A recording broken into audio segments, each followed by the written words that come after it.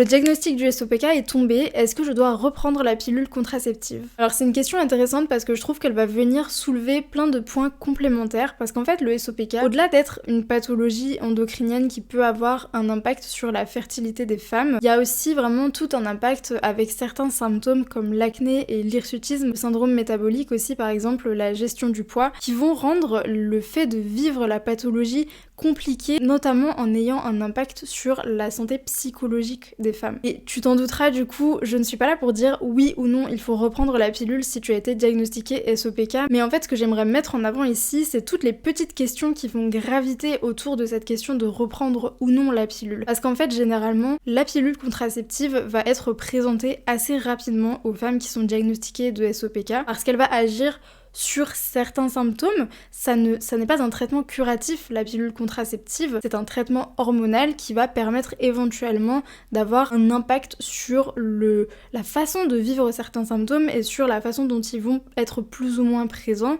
Donc là je fais référence notamment à l'acné, à l'hirsutisme éventuellement, mais ça n'est pas curatif. Du coup, on peut se dire, ok, mais est-ce que finalement ça a un intérêt de prendre ça ou pas? Est-ce qu'il y a d'autres solutions plus naturelles pour avoir un impact sur ces symptômes? Il y a des mesures hygiéno-diététiques qui vont pouvoir être mises en place lors d'un accompagnement vraiment personnalisé, individualisé, selon tes besoins, selon ton mode de vie. Pour ça, on te recommande de te rapprocher de Maxime, qui est spécialisé dans le cadre de l'accompagnement du SOPK, avec des mesures hygiéno-diététiques. Il y a énormément de choses qui sont possibles, basées vraiment sur des ressources et des bases de données scientifiques, des conclusions qu'on peut tirer, des études qui ont été faites. Il y a beaucoup de références à ce niveau-là, donc oui, il y a des choses à faire, mais Maxime le dira aussi très bien, il y a quelque chose à prendre en compte qui est de l'ordre aussi psychologique. Depuis combien de temps tu sembles galérer avec ton cycle? Ça fait combien de temps, combien d'années peut-être, que tu souffres en fait de tous ces maux, de toutes ces problématiques? Est-ce que tu as besoin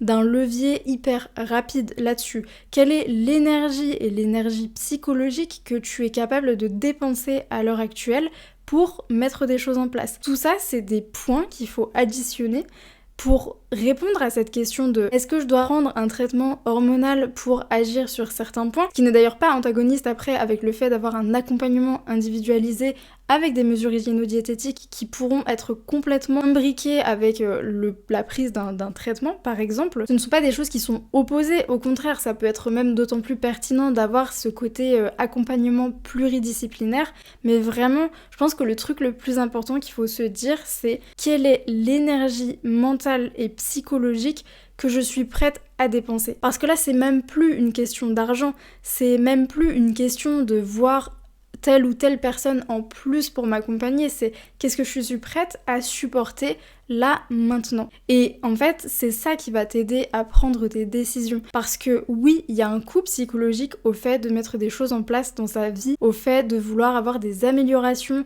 sur le côté hygiéno-diététique. Ça se fait pas en claquant des doigts. Il faut de la volonté, il faut avoir l'espace mental de le faire.